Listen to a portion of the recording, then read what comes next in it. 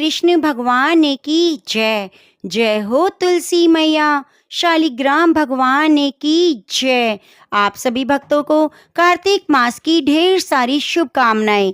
कार्तिक की राई दामोदर भगवान आप सभी की मनोकामनाएं इसी कार्तिक मास में पूर्ण करें। इसी कामना के साथ आज के कार्तिक मास महात्म्य की कथा का शुभ आरंभ करते हैं। जय हो कार्तिक के ठाकुर की। बहुत समय पहले की बात है। किसी गांव में एक भाई बहन रहते थे। दोनों में आपस में बहुत ज्यादा प्यार था। बहन का नियम था कि वह अपने भाई का चेहरा देखने के बाद ही खाना खाती। इतना ज्यादा प्रेम होता। धीरे धीरे दोनों बड़े हो गए।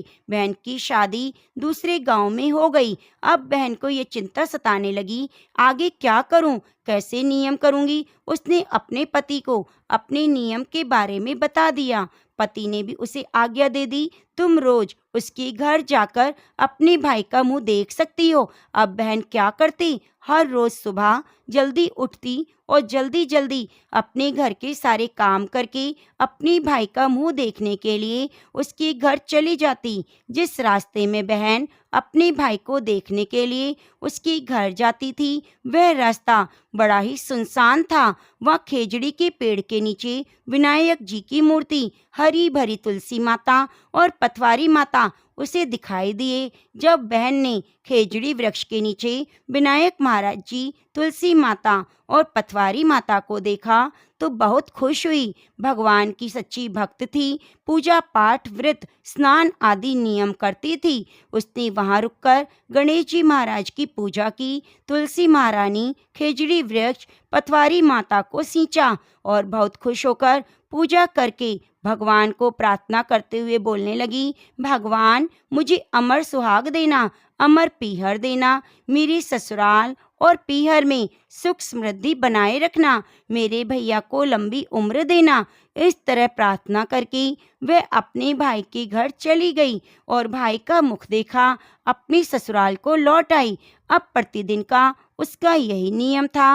रोज सुबह जल्दी उठकर घर के काम करके फिर रास्ते में गणेश जी महाराज, तुलसी माता, पथवारी माता, खेजड़ी वृक्ष की पूजा करती, भाई से मिलती, वापस अपने ससुराल आ जाती। ससुराल आकर ही कुछ खाना खाती, घर के बाहर ही काम करती। अच्छा खासा नियम चल रहा था। लेकिन जिस रास्ते से बहन अपने ससुराल से अपने भाई के घर को जाती, वहाँ बहुत सारे कांटों की झाड़ियाँ थी, जिसकी वजह से अक्सर बहन के पैरों में कांटे चुभ जाते। कभी उसकी चुनरी कांटों में अटक जाती। तो देखिए, क्योंकि पहले के समय में ज़्यादातर लोग पैदल ही यात्रा करते थे, नंगे पैर ही बिना चप्पल के यात्रा करते थे। एक समय की बात है, जब बहन भाई के घर पहुंची, भाई का मुंह देखा, फिर बैठ गई। उस समय बहन थोड़ा सा लंगड़ा कर चल रही थी, तो भाभी ने उनसे पूछा, पैरों में क्या हो गया है। यह सुनकर उसने भाभी को जवाब दिया, रास्ते में जंगल की झाड़ियों के गिरे हुए कांटे उसके पाँव में चुभ गए हैं। तो भाई भाभी से बात करते हुए बहन वापस अपने ससुराल चली गई। उधर उसके भैया भाभी आपस में बातें कर रहे थे। तब भाभी ने अपने पति से कहा, बाईसा के पैरों में रोज कांटे चुभ जाते हैं, रास्ते में बहुत कांटों वाली झाड़ियां हैं, रास्ते को साफ करवा दीजिए, आपकी बहन के पाँव में बहुत सारे कांटे चुभ जाते हैं। यह सुनकर भाई को अच्छा ना लगा, क्योंकि वह भी अपनी बहन से बहुत प्यार करता था। भाई ने तब कुल्हाड़ी लेकर सारी झाड़ियों को काटकर रास्ता साफ कर दिया। रास्ता साफ करते करते वह उस स्थान पर पहुंच गया जहां पर खेजड़ी का वृक्ष था। गणेश जी महाराज थे, तुलसी महारानी थी, पथवारी माता थी। वहां जाकर उसने उन सबको देखा। अब जो उसका भाई था वह बहुत भोला था। उसने इन सब के प्रताप और शक्ति का पता नहीं था। उसे लगा यह भी कांटे वाली झाड़ियां हैं और एक ही पत्थर रखे हुए हैं। उसने गणेश जी महाराज और पथवारी माता, तुलसी माता, खेजड़ी वृक्ष को वहां से हटा दिया। पूरा रास्ता बहुत अच्छे से साफ कर दिया। अब उसके इस कार्य से भगवान बहुत ही क्रूर हो गए। बहुत गुस्सा आया। भाई थक गया और वापस अपने घर आ गया। घर आकर वह सो गया। जब वह सोया तो वह सोता ही रह गया, क्योंकि भगवान का अभिशाप उसे लग गया था। पत्नी ने उसे जगाने की बहुत कोशिश की, लेकिन पति जागा ही नहीं। जब उसकी पत्नी जोर जोर से रोने लगी तो लोग इकट्ठा हो गए। लोग उसके पति को अंतिम संस्कार के लिए ले जाने लगे। जब भाई को ले जा रहे थे, तब उसकी भाभी रोते हुए लोगों से बोली, अभी थोड़ी देर रुक जाओ, अभी इनकी बहन इनका मुंह देखने आएगी। उसका प्रतिदिन का नियम है, भाई का मुंह देखे बिना वह कुछ खाती नहीं। फिर कुछ लोग बोले, आज तो वे भाई का मुंह देख लेगी, लेकिन उसके बाद क्या करेगी, वह तो चला ही गया। फिर उसमें से एक बुजुर्ग व्यक्ति बोला, कोई बात नहीं, थोड़ी देर रुक जाओ, बहन आने ही वाली होगी। रोज दिन की तरह बहन अपने भाई का मुंह देखने के लिए जंगल में निकली। जब वह जा रही थी तो रास्ता बड़ा साफ दिखाई दिया। वे बहुत हैरान हुई, ये रास्ता किसने साफ किया। अब जैसे जैसे आगे बढ़ी, उसे वह जगह मिली जहाँ खेजड़ी का वृक्ष था, गणेश जी महाराज थे, तुलसी माता, पतवारी माता थी। लेकिन उसने देखा वहाँ पर कुछ भी नहीं था, सब उखड़ा पड़ा हुआ था।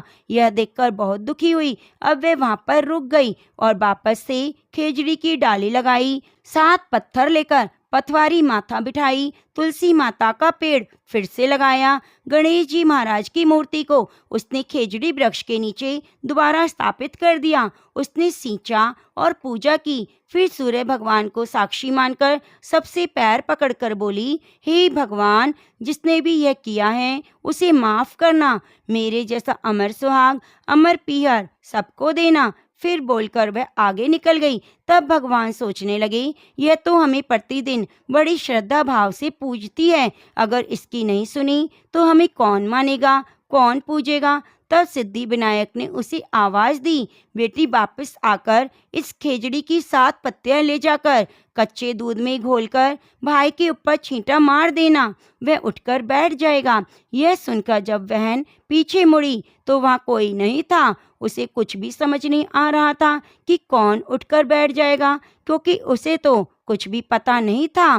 फिर वह सोचने लगी, ठीक है, जैसा सुना वैसा कर लेती हूँ। फिर वह 7 खेजड़ी की पत्तियां लेकर अपने भाई के घर पहुंची। वहाँ उसने देखा बहुत से लोग बैठे हुए हैं। भाभी रो रही है, भाई की लाश पड़ी है। भाभी बोली, कल तुम्हारे लिए रास्ता साफ करने गए थे, वापस आकर सोए तो सोते रह गए। फिर बहन समझ गई, भाई ने रास्ता साफ करते हुए तुलसी पतवारी उखाड़ दी, गणपति महाराज की मूर्ति हटा दी। तभी भगवान रुष्ट हो गए और आज रास्ते में भगवान ने ही आवाज दी थी।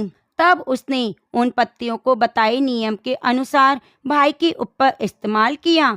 तब भाई उठकर बैठ गया और बहन से बोला, बहन आज तो मुझे बहुत गहरी नींद आई। बहन बोली, यह नींद किसी दुश्मन को भी ना आए। फिर वह अपने भाई से बोली, भाई आपने रास्ता क्यों साफ किया, भगवान को उनके स्थान से क्यों हटाया। भाई को कुछ पता नहीं था। बोला, बहन मुझे माफ कर दो, मुझसे गलती हो गई। तब बहन बोली, कोई बात नहीं, मैं वापस से उन्हें ऊंचे स्थान पर बिठाकर आई हूँ। अब तुम भी रोज चलकर उनकी पूजा करना। भगवान ने मेरी इतनी लाज रखी, श्रद्धा भक्ति से प्रसन्न होकर तुम्हें तुम्हारा नया जीवन दिया, मुझे अमर सुहाग और अमर पीहर दिया। भगवान जैसे आपने उस बहन को दिया, उसकी लाज रखी, उसी प्रकार अपने सभी भक्तों की लाज रखना, अमर सुहाग अमर पीहर देना। तो प्रेम से बोलिए, पतवारी माता की जय, तुलसा महारानी की जय, रिद्धि सिद्धि देने वाले गणेश जी महाराज, खेजड़ी वृक्ष की जय। कार्तिक मास की बूढ़ी माई और खिचड़ी की कटोरे की कहानी। एक बार की बात है, किसी गांव में एक बूढ़ी माई रहती। वे कार्तिक का व्रत किया करती। उसकी व्रत खोलने के समय श्री कृष्ण भगवान आते और एक कटोरा खिचड़ी का रखकर चले जाते। बुढ़िया के पड़ोस में एक औरत रहती थी। वह हर रोज यह देखकर ईर्ष्या करती कि इसका तो कोई नहीं, फिर भी इसे खाने के लिए खिचड़ी मिल जाती है। एक दिन कार्तिक महीने का स्नान करने के लिए वे बूढ़ी माई गंगा जी गई। पीछे से कृष्ण भगवान उसका खिचड़ी का कटोरा रखकर चले गए। तब बूढ़ी माई की पड़ोसन ने खिचड़ी का कटोरा खिड़की पर रख दिया। तब बूढ़ी माई की पड़ोसन ने जब वह खिचड़ी का कटोरा खिड़की पर रखा देखा और यह देखा बूढ़ी माई नहीं है, तब वह कटोरा उठाकर घर के पिछवाड़े में फेंक आई। इधर कार्तिक स्नान के बाद बूढ़ी माई घर पर वापस आई तो उन्हें खिचड़ी का कटोरा नहीं मिला। वे भूखी ही रह गई। वह बार बार एक ही बात कहती जाती, कहाँ गई मेरी खिचड़ी और कहाँ गया मेरा खिचड़ी का कटोरा। उधर दूसरी ओर पड़ोसन ने जहाँ वह खिचड़ी फेंकी थी वह एक पौधा उगा देखा जिसमें 2 फूल खिले। एक दिन की बात है, उस देश का राजा उस ओर से निकला जहाँ वह फूल खिले हुए थे। वह राजा निसंतान था। जब उसकी दृष्टि उन फूलों पर पड़ी तो वह उन्हें तोड़कर घर ले आया। घर लाने पर उसने वह फूल अपनी रानी को दिए, जिसे सूंघने पर वह रानी गर्भवती हो गई और 9 महीने बाद रानी ने 2 स्वस्थ पुत्रों को जन्म दिया। वह दोनों राजकुमार जब बड़े हो गए तब वे किसी से बोलते नहीं थे, लेकिन जब भी वे दोनों शिकार पर जाते तब रास्ते में उन्हें वही बूढ़ी माई मिलती जो अभी भी यही कहती थी कि कहाँ गई मेरी खिचड़ी, कहाँ गया मेरा खिचड़ी का कटोरा। बूढ़ी माई की बात सुनकर वे दोनों भाई उनसे कहते, हम हैं तेरी खिचड़ी, हम हैं तेरा बेला। अब तो दोनों राजकुमार जब भी शिकार पर जाते तो बूढ़ी माई यही बात कहती और वे दोनों हमेशा यही उत्तर देते।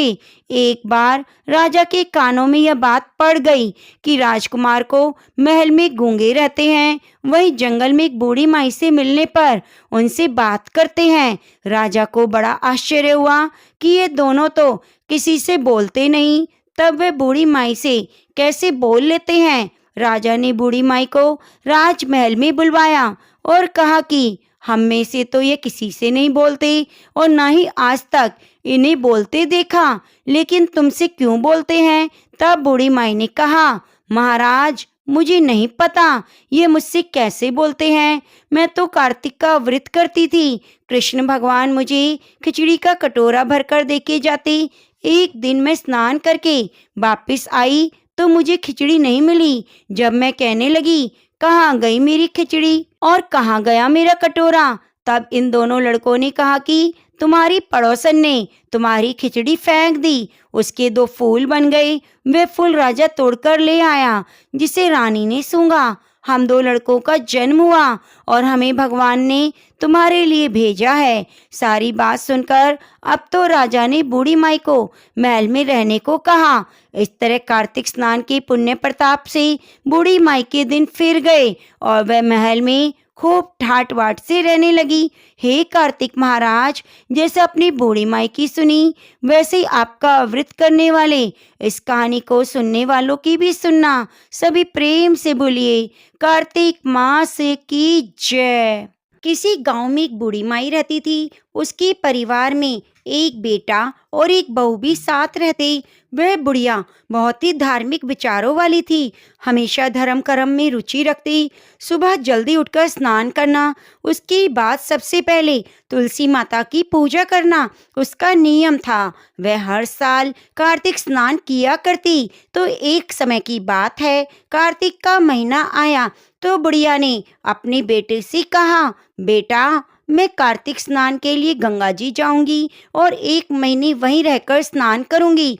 तब अपनी माँ की बात सुनकर बेटे ने अपनी पत्नी से कहा, माँ कार्तिक स्नान के लिए गंगा जी जा रही है और 1 महीना वहीं रहेगी, तो तुम ऐसा करो 30 लड्डू बनाकर एक डब्बे में रख देना। रोजाना स्नान पूजा के बाद माँ आराम से वह लड्डू खा लेगी। तो वह ये सुनते ही उसकी बहू को गुस्सा आ गया।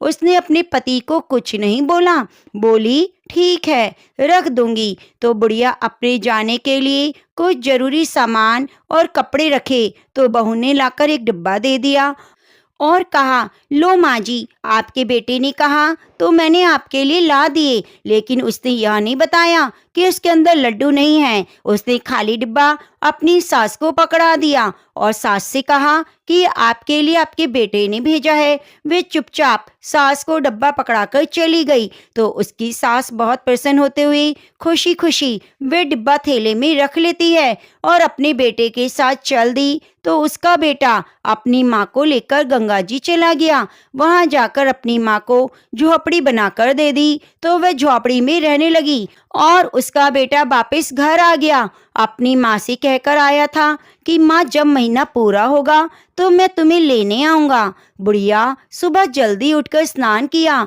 तुलसी माता की पूजा की। उसके बाद में जो बहू ने खाली डिब्बा दिया था उसे लेकर बैठ गई।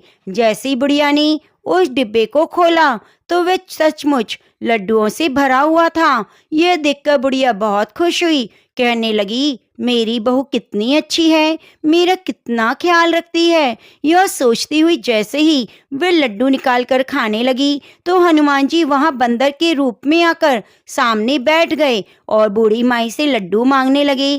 कहने लगे, मुझे बहुत जोरों की भूख लगी है। तो बुढ़िया ने खुशी खुशी वह लड्डू हनुमान जी के रूप में आए बंदर को दे दिया। उन्होंने लड्डू खा लिया। अब उस बंदर का तो रोजाना का नियम बन गया, जैसी बुढ़िया लड्डू खाने बैठती तो सामने आकर बैठ जाता, बुढ़िया लड्डू उसे दे देती। इस तरह से बंदर के रूप में हनुमान जी 30 दिनों तक बुढ़िया के सारे लड्डू खा गए। जैसे कार्तिक का महीना समाप्त हुआ, बुढ़िया वापस जाने को तैयार हो रही थी तो वहां हनुमान जी प्रकट हो गए और उन्होंने बुढ़िया की कुटिया की जगह एक सुंदर महल खड़ा कर दिया। अब तो बुढ़िया का पूरा महल धन दौलत से भर गया। उसकी काया निरोगी हो गई, अन्न धन से महल भर गया। जैसी उसका बेटा उसे लेने आया तो वह देखने लगा कि मेरी माँ को मैं झोपड़ी में छोड़कर गया था, यहाँ पर तो मेरी माँ दिखाई नहीं दे रही और ना ही झोपड़ी दिखाई दे रही है। तो उसने पड़ोसियों से पूछा कि मैं 1 महीने पहले मेरी माँ को यहाँ छोड़कर गया था, वे कहाँ गई? सारे लोग कहने लगे, इस महल के अंदर ही तुम्हारी माँ रहती है। उनके तो धर्म कर्म में खूब रुचि थी, तो यह सब कुछ उसे भगवान ने दिया है।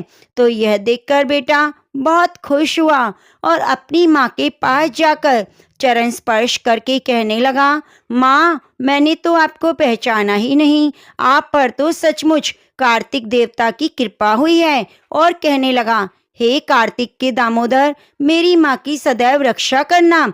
अब वह खूब सारे धन धान्य के साथ अपनी माँ को वापस ले आया। जैसे ही वह अपने घर में गई तो उसकी पत्नी ने माँ बेटे को देखा तो उसके गुस्से का ठिकाना नहीं रहा। वह अपनी सास को इतनी धनी और सुखी देखकर जल भुन गई और मन ही मन सोचने लगी, अगले साल मैं अपनी माँ को कार्तिक स्नान के लिए भेजूंगी। इस बुढ़ी की तरह मेरी माँ भी धनवान हो जाएगी। उस ना समझ के मन में यह बात नहीं आ रही थी कि ये बुढ़ी तेरी सास है और इसके पास जो धन है वे तेरे ही काम आने वाला है। पर उसने अपनी मूर्खता के चलते 1 साल तक इंतजार किया और जैसे ही कार्तिक का महीना आया तो अपनी माँ का संदेशा भिजवाया कि माँ, तुम तैयार हो जाओ, कार्तिक स्नान के लिए गंगा जी जाना है। और अपनी माँ के लिए खूब सारे घी मेवे डालकर लड्डू बना दिए और कहा कि माँ, ये पूरा डब्बा लड्डुओं से भरा है, रोजाना पूजा पाठ के बाद लड्डू खा लेना। तो उसकी माँ लड्डू देखकर बहुत खुश हुई, पर उसका कार्तिक स्नान का कोई मन नहीं था। अनमने मन से वह अपने दामाद के साथ गंगा जी चली गई। वहां जाने पर उसके दामाद ने झोपड़ी बना दी और कहा, सासू माँ, अब आप यहाँ रहिए, 1 महीने बाद आपको लेने आऊंगा। यह कहकर उसका दामाद तो घर आ गया और बुढ़िया उसी समय एक लड्डू खाकर सो गई। दूसरे दिन चढ़ने पर उठी, फिर उठते ही लड्डू खाया। जैसे ही वह लड्डू खाने लगी, हनुमान जी बंदर के रूप में आकर बैठ गए। तो उसने बंदर के रूप में आए हनुमान जी को पत्थर मारकर भगा दिया और कहने लगा, लड्डुओं से तो मेरा पेट नहीं भरता और मैं तुम्हें कैसे दे दूं। अब तो रोजाना उसका यही नियम था। हनुमान जी आते ही और वह पत्थर मारकर भगा देती और खुद दिन में 4 बार लड्डू खाती, फिर वापस सो जाती, कोई पूजा पाठ नहीं करती। ऐसा करते करते कार्तिक का महीना समाप्त हो गया। हनुमान जी फिर से प्रकट हुए और बहू की माँ को जो झोपड़ी थी उसे कूड़े करकट में बदल दिया। उसकी माँ को वहां पर डूकर बना दिया। अब कार्तिक का महीना समाप्त होते ही बहू ने अपने पति को कहा, जाओ जल्दी, मेरी माँ इंतजार कर रही होगी, मेरी माँ को गाजे बाजे के साथ लाना। तो अपनी पत्नी के कहे अनुसार वह गाजा बाजा लेकर अपनी सास को लेने गंगा जी चला गया। आगे जाकर देखता है कुटिया की जगह तो कूड़े कचरे का ढेर है और उसकी सास डूकर बनी बैठी है। अड़ोसी पड़ोसी उसे पूछने पर लगा पता कि मेरी सास को 1 महीने पहले यह झोपड़ी बनाकर छोड़ा गया था। अब यहाँ कोई दिखाई नहीं दे रहा, झोपड़ी की जगह कूड़े कचरे का ढेर है। अड़ोसी पड़ोसी कहने लगे, जो कचरे का ढेर पर डूकर बैठी है वह तुम्हारी सास है। तुम यहाँ छोड़कर गए थे, तब से दिन में 4 बार भोजन करती, सारा दिन सोती। तुम्हारी सास ने सुबह जल्दी उठकर तो क्या, पूरे कार्तिक महीने स्नान भी नहीं किया। जब इसका मन नहीं था तो यहाँ क्यों छोड़कर गए, तो बेचारा क्या कहता। मन ही मन सोचने लगा, पत्नी का आदेश था, अगर नहीं छोड़कर जाता 2 समय की रोटी से भी चला जाता। तो वह डूकर बनी सास को लेकर घर रवाना हुआ। घर पर उसकी पत्नी अपनी माँ का बड़ी बेसब्री से इंतजार कर रही थी कि मेरी माँ आएगी और खूब सारा धन लेकर आएगी। लेकिन यह क्या, पतिदेव आए अकेले, निराश और साथ में डूकर बनी माँ। तो अपनी माँ की हालत देखकर उसे बहुत दुख हुआ। वह अपने पति से कहने लगी, मेरी माँ की हालत कैसे हुई। तो उसका पति कहने लगा, तुम्हारी माँ की धर्म कर्म में रुचि नहीं थी तो कार्तिक स्नान के लिए क्यों भेजा। वह कहने लगी, मुझे क्या पता था, मैं तो सोच रही थी कि मेरी माँ भी बेचारी धनवान हो जाएगी, अब ये सही कैसे होगा। यह सोचते हुए दोनों पति पत्नी विद्वान पंडितों के पास गए। जाकर पूछा, पंडित जी, मेरी सास कार्तिक स्नान के लिए गई, लेकिन वह 1 महीने बाद मैं गया तो झोपड़ी की जगह कचरे का ढेर था और मेरी सास डूकर बनी बैठी थी। तो आप बताइए क्या कारण हो सकता है। विद्वान पंडितों ने कुछ देर तक सोच विचार कर कहा, तुम्हारी माँ ने सच्चे मन से कार्तिक स्नान किया, पूरे महीने और पूजा पाठ की, भूखी रही, क्योंकि उसने अपने हिस्से का लड्डू था वह भी हनुमान जी के रूप में आए बंदर को खिला दिया। तो वह बहू की मन ही मन सोचने लगी, बुढ़िया के पास लड्डू कहाँ से आए, मैंने तो खाली डिब्बा भेजा था। विद्वान पंडित कहने लगे, इसलिए तुम्हारी माँ पर कार्तिक देवता का आशीर्वाद बरसा है, लेकिन तुम्हारी सास ने पापी मन से कार्य किया। जल्दी उठकर तो क्या, कार्तिक के महीने में 1 दिन भी स्नान नहीं किया, दिन में 4 बार उठकर लड्डू खाती, फिर सो जाती। जब हनुमान जी बंदर के रूप में सामने आए तो पत्थर मारकर भगा देती। इतना ही नहीं, इसने कार्तिक के महीने में बेटी के घर का अन्न खाया, इसलिए कार्तिक देवता नाराज हो गए, जिसकी वजह से यह डूकर बन गई है। तो बुढ़िया की बहू हाथ जोड़कर कहने लगी, पंडित जी, इसका कोई उपाय होगा। यह कहकर हाथ जोड़कर वह दीन विनती करने लगी, कहने लगी, मुझसे गलती हो गई है, मैंने अपनी सास और माँ में बहुत ज्यादा फर्क रखा। मेरी सास बहुत अच्छे विचारों वाली थी, फिर भी मैंने कभी उनका कहना नहीं माना, और जब वह कार्तिक स्नान के लिए जा रही थी तो मैंने गुस्से में खाली डिब्बा रख दिया। पंडित विद्वान कहने लगे, बेटा, देर आई दुरुस्त आए, अब तुम ऐसा करना, अपनी सास की खूब सेवा करना, सुबह जल्दी उठकर उन्हें स्नान करने के लिए पानी डालना। जब तुम्हारी सास स्नान कर ले तो बचे हुए पानी से तुम्हारी माँ को स्नान कराना, वह ठीक हो जाएगी। दोनों पति पत्नी पंडित जी को धन्यवाद करते हुए घर आ गए। घर आते ही बहू ने अपनी सास के पैर पकड़ माफी मांगी और कहा, माँ जी, मुझसे गलती हो गई, जो मैंने आपका कभी सम्मान नहीं किया, हर बात पर आपका अपमान करती। तो उसकी सास कहने लगी, नहीं बेटा, ऐसी बात नहीं, मैंने तो तुम्हें हमेशा अपनी बेटी माना, बच्चे तो गलती करते हैं, माँ कभी भी उनसे नाराज नहीं होती। तो यह सुनकर उसका दिल पसीज गया। फिर वह रोजाना सुबह जल्दी उठती, अपनी सास को स्नान करने के लिए पानी डालती और बचे हुए पानी से अपनी माँ को स्नान कराती। फिर शाम को अपनी सास के हाथ पैर दबाती। तो इस तरह कार्तिक देवता उससे खुश हो गए और उस पर अपनी पूरी कृपा बरसाई। उसकी माँ पुनः ठीक हो गई, घर अन्न धन से भर गया। तो प्रेम से बोलो, कार्तिक देवता की जय। कहानी के बाद हमेशा हाथ जोड़कर कहना चाहिए कि हे कार्तिक देवता, कथा में भूल चूक हो गई हो तो हमें माफ करना। जैसे आप लड़के की माँ पर बरसे, वैसी कृपा हम सभी पर करना। जैसी बहू की माँ पर कृपा करी, वैसी किसी पर मत करना। तो प्रेम से बोलो, कार्तिक देवता की जय। अब आइए सुनते हैं कार्तिक मास महात्म्य की कथा। कथा सुनने से पहले आप वीडियो को लाइक करके कमेंट बॉक्स में विष्णु भगवान की अनंत स्वरूपों की जय जरूर जरूर लिखिएगा। कल के अध्याय में आपने सुना जालंधर की वैभव के विषय में। यदि आपने वह अध्याय नहीं सुना तो कृपया जरूर सुनिए, क्योंकि आज का अध्याय उसी अध्याय के आगे का हिस्सा है। जालंधर की राजधानी की यात्रा का वर्णन करते हुए देव ऋषि नारद जी ने कहा, हे राजा पृथु, जालंधर ने वहां पहुंचने पर हमारा बहुत आदर सत्कार किया, भक्ति भाव से श्रद्धा से हमारा पूजन करके विनती करने लगा, महाराज कहिए आपका आगमन किस अभिप्राय से हुआ, मेरे लिए क्या आज्ञा है। हमने कहा, दैत्यराज, मैं कैलाश पर्वत पर गया था, वहाँ शिव जी और पार्वती जी का वैभव देखकर मैं चकित रह गया। अब तीनों लोकों का भ्रमण करते हुए मैंने यहाँ आकर आपकी समृद्धि भी देखी है। आपकी और शिव जी की समृद्धि और वैभव में किसी प्रकार का कोई अंतर नजर नहीं आता, परंतु तुम्हारा वैभव स्त्री रहित है। कामदेव के शत्रु, शरीर पर भस्म लेपन करने वाले बीतरागी शिव जी के पास स्त्री रतन के रूप में पार्वती जी हैं। यदि तुम्हारे पास भी अनेक सुंदर स्त्रियां हैं, परंतु उनमें से एक भी ऐसी नहीं जिसकी तुलना पार्वती जी से की जा सके।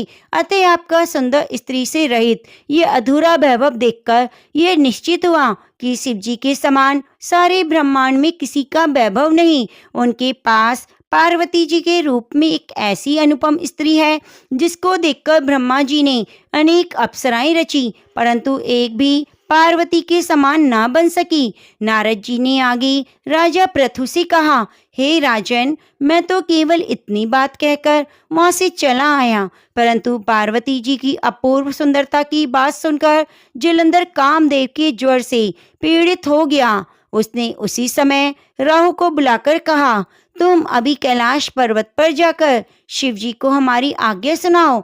तुम शिव से कहना, शिव त्रिलोकी के राजा, अति पराक्रमी जालंधर ने आज्ञा दी है, तीन लोक के नाथ, सब रत्नों के स्वामी जालंधर के होते हुए तुम शमशानवासी, नरमुंडों की माला धारण करने वाले, जटा जूटधारी अवधूत के पास पार्वती जैसी परम सुंदर स्त्री शोभा नहीं देती। तीनों लोकों का स्वामी होने के कारण सभी रत्नों पर मेरा अधिकार है, क्योंकि पार्वती स्त्री के रूप में रतन है, अतः वे मेरे पास ही शोभित हो सकती है। दैत्यराज जालंधर की आज्ञा पाकर राहु उसी समय चंद्रमा के समान उज्जवल कैलाश पर्वत पर जा पहुंचा।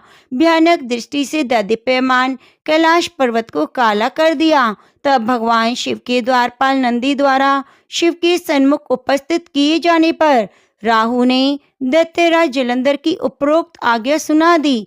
राहु की यह बात सुनते ही भगवान शिव की दोनों भ्रुकुटियां कमान के समान तन गई। उनकी भौं से एक अति भयंकर पुरुष उत्पन्न हुआ, जो सिंह के समान मुंह वाला था। उनके लाल लाल अग्नि के समान विकराल नेत्र थे। सारे शरीर पर बड़े बड़े बाल खड़े हुए थे। उत्पन्न होते ही वह भयंकर मनुष्य विकराल मुख फैलाकर राहु को खा जाने के लिए आगे बढ़ा। अब तो राहु भयभीत होकर कहने लगा, हे देवों के देव महादेव जी, एक तो मैं ब्राह्मण हूँ, दूसरा दूत के रूप में आया हूँ, अतः आप कृपया करके मुझे मत मारिए। राहु की बात सुनकर भगवान शंकर ने उसको आकाश में फेंक दिया।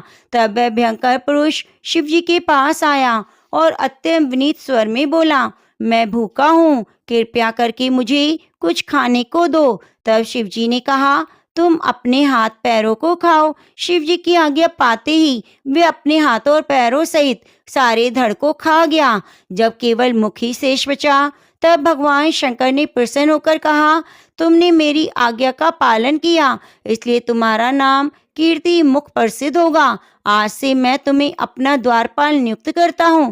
पहले पूजा तुम्हारी होगी, उसके बाद हमारी। तुम्हारी पूजा के बिना हमारी पूजा निष्फल होगी। उधर शिवजी द्वारा फेंका गया राहु बरवर देश में जा गिरा। राहु की ऐसी दशा सुनकर जलंधर अत्यंत क्रोधित हुआ और शिवजी से लड़ने हेतु दैत्यों की 1 करोड़ सेना लेकर अपने पुर से बाहर निकला। इसी समय उसने सामने से एक आंख फैले दैत्य गुरु शुक्राचार्य और अंग भंग राहु को आते देखा। इसके अतिरिक्त और भी अनेक अपशगुन हुए, परंतु उन्हें देखकर भी वे रुका नहीं। वे अपार दैत्य सेना सारे आकाश में बादलों की भांति छा गई। जब देवताओं ने दैत्यराज जलंधर को अपार सेना सहित कैलाश पर्वत पर चढ़ाई करते देखा तो चुपचाप इसकी सूचना शिवजी को दी। खबर पाते ही शिवजी महाराज ने विष्णु भगवान का स्मरण किया और भगवान विष्णु स्मरण करते ही उपस्थित हो गए। शिवजी ने भगवान विष्णु से कहा, हे नारायण, देवताओं को पीड़ा देने वाले इस महादैत्य को आपने क्यों नहीं मारा? इतना ही नहीं, आप स्वयं श्री लक्ष्मी सहित उसके घर में विराजमान हो गए। आखिर क्या कारण है? तब भगवान विष्णु ने उत्तर दिया, हे शिव जी, यह महादैत्य आपके अंश से उत्पन्न हुआ है, लक्ष्मी जी का भाई है, इस कारण हमने उसको नहीं मारा। अस्तु, यह महादैत्य आपके हाथों से मारा जाएगा। भगवान विष्णु की यह बात सुनकर शिव जी ने कहा, यह तेजस्वी दैत्य हमसे भी ऐसे नहीं मारा जाएगा, अतएव इसको मारने के लिए आप अपना तेज देने की कृपा करें। शिव जी के वचन सुनकर श्री विष्णु भगवान सहित सभी देवी देवताओं ने अपना अपना तेज शिव जी को दिया। उसके बाद शिव जी महाराज उस तेज को इकट्ठा करके ज्वालामाली सुदर्शन चक्र और एक वज्र बनाकर जलंधर से युद्ध करने को तैयार हुए। शिव जी के भूतगणों की सेना में समस्त देवतागण सम्मिलित थे। उधर जलंधर अपनी सेना सहित कैलाश के समीप जा पहुंचा। इधर कीर्तिमुख और नंदी आदि समस्त गण देवताओं की सेना भी युद्ध के मैदान में आ डटी। देवताओं और जलंधर की सेना में ऐसा घोर संग्राम हुआ कि समस्त भूमंडल कंपायमान हो गया। युद्ध के मैदान में जितने दैत्य मरते, दैत्य गुरु शुक्राचार्य उन्हें अपनी संजीवनी विद्या से जीवित कर देते। यह दृश्य देख भूतादि गणों ने शिवजी के समीप जाकर उनसे संपूर्ण वृतांत कहा। तब शिवजी ने कंदरा के समान मुख वाली महाभयंकर तालजंगा नामक एक कन्या अपने मुख से उत्पन्न की। वह कन्या हुंकार मारकर दैत्यों को अपने मुख में डालती हुई श्री शुक्राचार्य जी को उठाकर अलोप हो गई। तब शिवगण निर्भय होकर दैत्य सेना को बुरी तरह मारने लगे। गणों की इस मार से व्याकुल होकर दैत्य सेना भाग खड़ी हुई। दैत्य सेना को इस प्रकार भागते देखकर जलंधर के सेनापति शुंभ निशुंभ और कालनेमी ने आगे बढ़कर देव सेना पर प्रत्याक्रमण कर दिया। जब देव सेना दैत्यों की मार से विचलित हो उठी, तब गणेश जी और शंभ का घनघोर संग्राम हुआ। दैत्यों को पराजित होते देख जलंधर स्वयं युद्ध क्षेत्र में आया। उसे देखकर वीरभद्र ने जलंधर पर अनेक प्रहार किए। तब जलंधर ने क्रोधित होकर अपना परिघ उस पर दे मारा, उसके रथ की ध्वजा काट दी। फिर उसने देव सेना पर भयंकर बाण वर्षा करके भगदड़ मचा दी। अपनी सेना की यह दशा देखकर स्वयं शिवजी नंदी पर सवार होकर युद्ध क्षेत्र में आए। तीव्र बाणों की वर्षा प्रारंभ कर दी। शिव जी के प्रहारों से दैत्य सेना इस प्रकार भागने लगी जैसे कार्तिक मास के व्रत से पाप समूह भाग जाते हैं। उसी समय शिव जी ने अपने बाणों से खड़ग रोमा का सिर काटकर पृथ्वी पर गिरा दिया। इसके बाद जो ही जलंधर आगे बढ़ा, शिव जी ने उसके रथ के घोड़ों और सारथी को मार गिराया। तब जलंधर खड़ग हाथ में लेकर पैदल ही शिव जी की ओर दौड़ा। शिव जी ने तत्क्षण आगे बढ़कर एक मुक्का उसकी छाती में दे मारा। वह अचेत हो गया। जब जलंधर ने देखा शिव जी अजय हैं, तो उसने गंधर्व माया रची। गंधर्व और अप्सराएं युद्ध क्षेत्र में नृत्य गायन करने लगी। शिव जी भी इस माया में फंसकर नाचने गाने लगे। शिव जी को इस माया में फंसा देखकर जलंधर महादेव जी का रूप धारण करके पार्वती के पास गया। सुंदर रूप देखकर कामांध हो उठा। पार्वती जी शिव जी को आया देखकर खड़ी हो गई, पर तुरंत ही राक्षसी माया को पहचान कर वहां से अंतर ध्यान हो गई। तब निराश जलंधर पुनः युद्ध क्षेत्र में आया। उधर जलंधर के चले जाने पर पार्वती जी ने जो ही भगवान विष्णु का स्मरण किया, वे तत्काल उपस्थित हो गए। उन्होंने जलंधर के शीघ्र मारे जाने का आश्वासन दिया। भगवान विष्णु विचारने लगे। जलंधर ने स्वयं ही अपनी मृत्यु का रास्ता बता दिया। यह दुष्ट वृंदा के पतिव्रत धर्म के कारण ही नहीं मर रहा है। अतएव देवताओं और भक्तों की रक्षा करने के लिए हमें ही वृंदा को धर्म से डिगाने का घोर पाप कर्म करना पड़ेगा, क्योंकि ऐसा किए बिना यह दुष्ट नहीं मरेगा। इतनी ही देर में शिव जी भी राक्षसी माया से मुक्त हो गए और जलंधर को आया देखकर उस पर बाण वर्षा करने लगे। तो प्रेम से बोलिए तुलसी शालिग्राम भगवान की जय।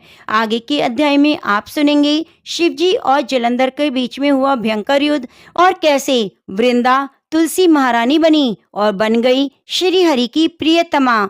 तो प्रेम से बोलिए तुलसी शालिग्राम भगवान की जय। अब आइए सुनते हैं शालिग्राम भगवान की बड़ी पवित्र कथा। एक समय की बात है, सदना नाम का एक व्यक्ति रहता था। वह बहुत ही सज्जन और ईमानदार था।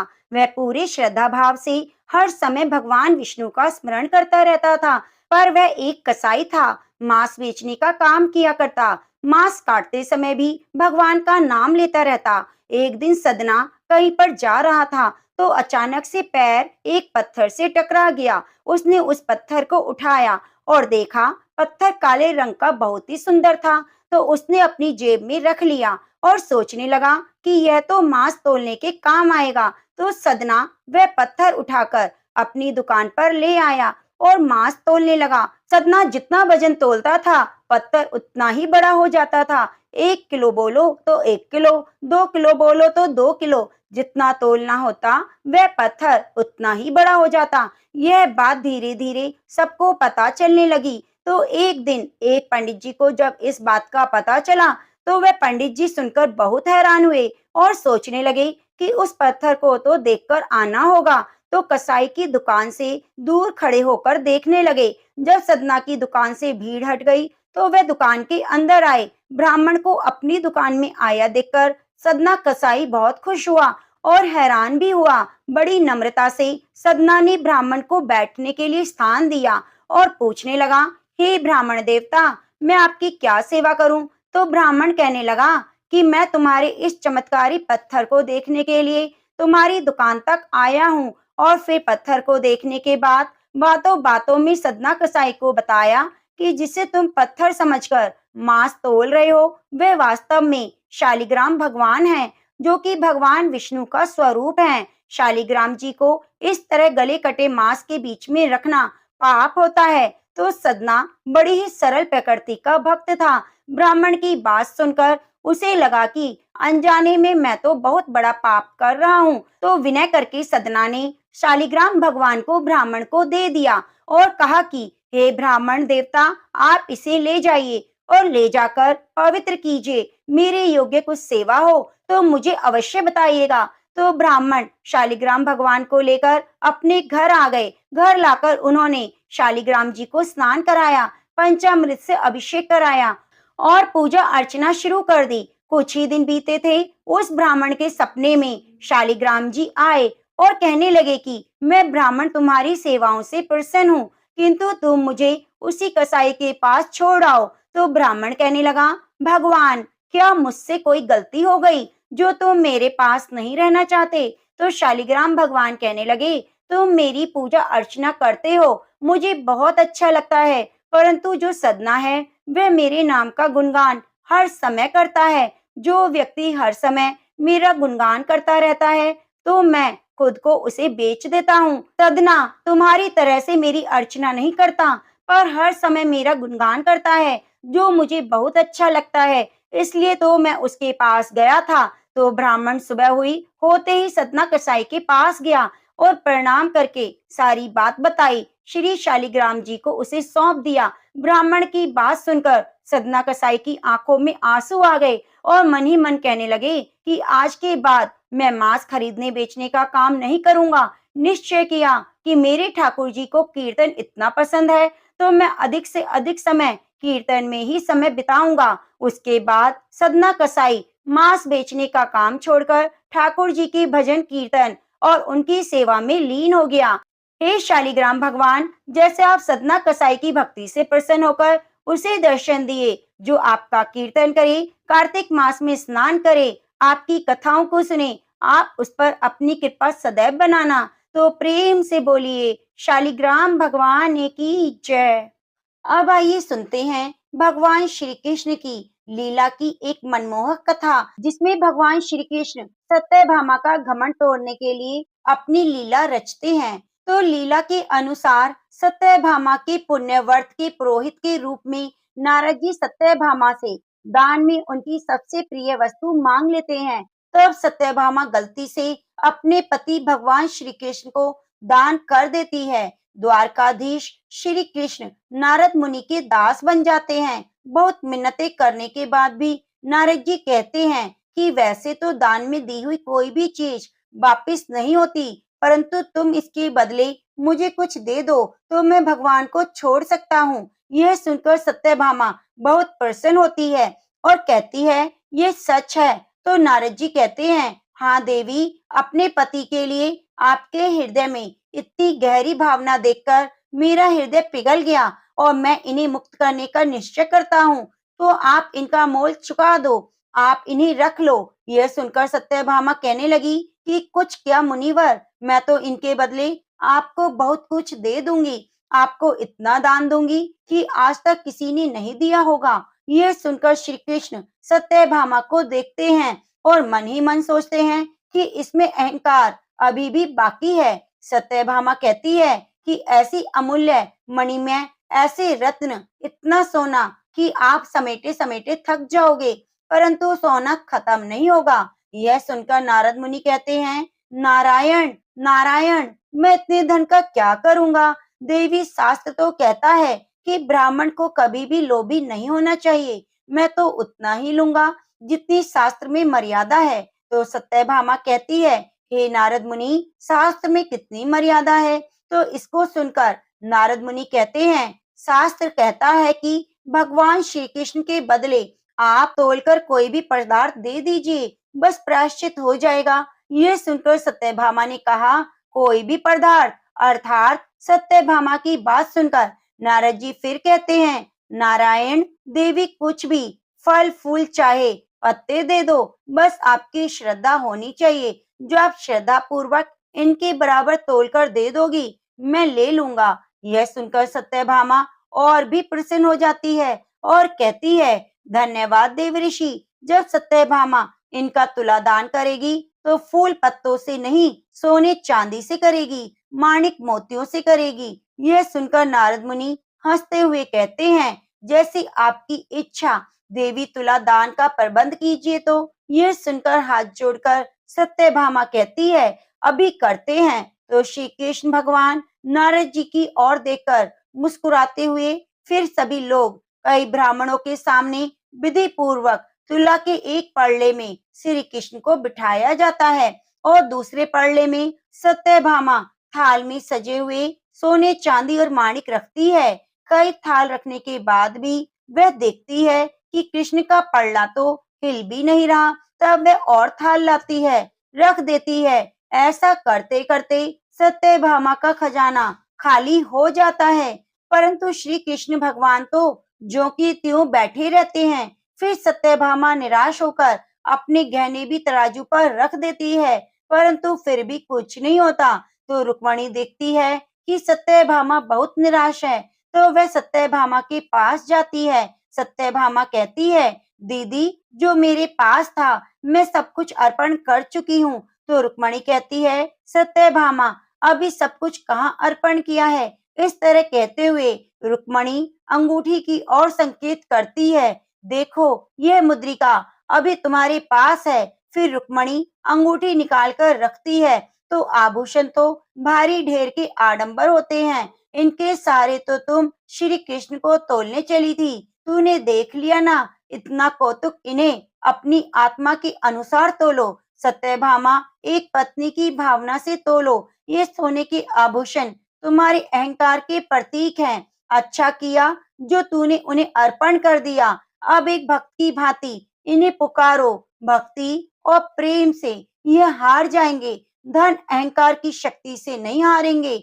श्री कृष्ण भगवान सत्यभामा की ओर देखकर मुस्कुरा रहे होते हैं। फिर रुक्मणी वह अंगूठी सत्यभामा को देकर कहती है, यह लो अंतिम मुद्रिका, पूरी श्रद्धा के साथ चढ़ा दो। इसके साथ अपनी आत्मा भी चढ़ा दो, निश्चय ही जीत होगी तुम्हारी। सत्यभामा, धन का अहंकार छोड़ो। यह लो तुलसी के पत्ते, यह तो तुलसी के पत्ते से भी रीझ जाते हैं। फिर रुक्मणी तुलसी का पत्ता लेकर अंगूठी के बीच में लगाकर सत्यभामा को दे देती है। सत्यभामा उसे देखती है और अपने माथे से लगाकर पूर्ण श्रद्धा और भक्ति से तुला पर रखती है। तभी चमत्कार होता है, प्रभु का पड़ला ऊपर उठ जाता है। सभी खड़े होकर फूल बरसाने लगते हैं। सत्यभामा यह देखकर बहुत प्रसन्न होती है और आंखों से आंसू भरकर भक्ति भाव से श्री कृष्ण भगवान को देखने लगती है। श्री कृष्ण जी भी खुश होकर सत्यभामा को देखकर गदगद हो जाते हैं। तो प्रेम से बोलिए, कृष्ण भगवान की जय।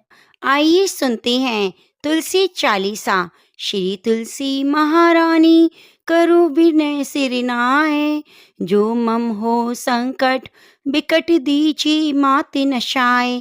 नमो नमो तुलसी महारानी, महिमा अमित न जाए बखानी। दियो विष्णु तुमको सन्माना, जग में छायो सुस महाना। विष्णु प्रिया जय जयति भवानी, तिहु लोक की हो सुख खानी। भगवती पूजा कर जो कोई, बिना तुम्हारी सफल न होई। जिन घर तब नहीं होई निवासा, उस पर करहि विष्णु नहीं बासा। करे सदा जो तब नित्य सुमिरन, ते के काज होई सब पूरन। कार्तिक मास महात्म तुम्हारा, ताको जानत सब संसारा। तब पूजन जो करे कुंवारी, पावे सुंदर वर सुकुमारी। कर जो पूजा नित प्रति नारी, सुख संपत्ति से होई सुखारी। वृद्धा नारी करे जो पूजन, मिले भक्ति होवे पुलकित मन। श्रद्धा से पूजे जो कोई, भवनिधि से तर जावे सोई। कथा भागवत यज्ञ करावे, तुम बिन नहीं सफलता पावे। छायो तब प्रताप जग भारी, ध्यावत तुम्हें सकल चितधारी। तुम्हें मात्र यंत्रन तंत्रन में, सकल काज सिद्धि होवे क्षण में। औषणी रूप आप हो माता, तब जग में तब यश विख्याता। देव ऋषि मुनि ओ तपधारी, करत सदा तब जय जयकारी। वेद पुराण ने तब यश गाया, महिमा अगम पार नहीं पाया। नमो नमो जय सुख कारिणी, नमो नमो जय दुख निवारणी। नमो नमो सुख संपत्ति देनी, नमो नमो अग काटन छेनी। नमो नमो भक्तन दुख हरणी, नमो नमो दुष्टन मद छेनी। नमो नमो भव पार उतारणी, नमो नमो परलोक सुधारणी। नमो नमो निज भक्त उबारणी, नमो नमो जन काज संवारणी। नमो नमो जय कुमति न सावनी, नमो नमो सब सुख उपजावनी। जयति जयति जय तुलसी माई, ध्याऊं तुमको शीश नवाई। निज जन जानी मोहि अपनाओ, बिगड़े कारज आप बनाओ। करो विनय मैं मात तुम्हारी, पूर्ण करो है आस हमारी। शरण चरण कर जोरी मनाओ, निज दिन तेरे ही गुण गाऊं। करो माती है मोह पर दाया, निर्मल होए सकल मम काया। मांगू माती यह वर दीजे, सकल मनोरथ पूर्ण कीजे। जानो नहीं कछु नेम अचारा, क्षमो मात अपराध हमारा। बारह मासी करे जो पूजा, तसम जग में और न दूजा। प्रथम गंगा जल मंगवावे, फिर सुंदर स्नान करावे। चंदन अक्षत पुष्प चढ़ावे, धूप दीप निवेद्य लगावे। करे आचमन गंगा जल से, ध्यान करे हृदय निर्मल से। पाठ करे फिर चालीसा की, स्तुति करे माते तुलसा की।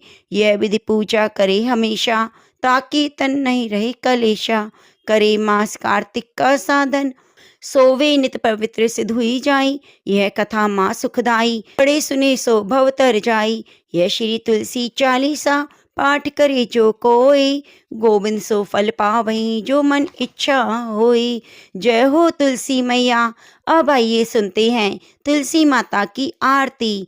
तुलसी महारानी नमो नमो, हर की पटरानी नमो नमो। कौन से महीने बोई रानी तुलसा, तो कौन से महीने हुई हरियाली। आषाढ़ की महीने बोई रानी तुलसा, तो सावन मास हुई हरियाली। कौन से महीने हुई तेरी पूजा, तो कौन से महीने हुई पटरानी। कार्तिक के महीने तेरी पूजा, मगसिर मास हुई पटरानी। धूप दीप निवेदी आरती, पुष्पन की वर्षा बरसानी नमो नमो। 56 भोग 3600 व्यंजन बिन तुलसा हर एक न मानी नमो नमो। जो कोई तुलसा को सवेरे को गाए, तो श्री कृष्ण के दर्शन पाए। जो कोई तुलसा को दोपहर को गाए, श्री कृष्ण को खीर खंड के भोग लगाए। जो कोई तुलसा मई सांझ को गाए, श्री कृष्ण की आरती उतारे। जो कोई तुलसा आधी रात को गाए, श्री कृष्ण के चरण दबाए। तुलसा महारानी नमो नमो, हर की पटरानी नमो नमो। जय हो तुलसी शालिग्राम भगवान की जय। हे तुलसी शालिग्राम भगवान, इस कथा को सुनने और पढ़ने का पुण्य फल सभी कथा कहने सुनने वालों को पूरा मिले। कार्तिक स्नान का उन्हें संपूर्ण पुण्य फल प्राप्त हो, यही आज की कथा में हम आपसे प्रार्थना करते हैं। हरे कृष्णा।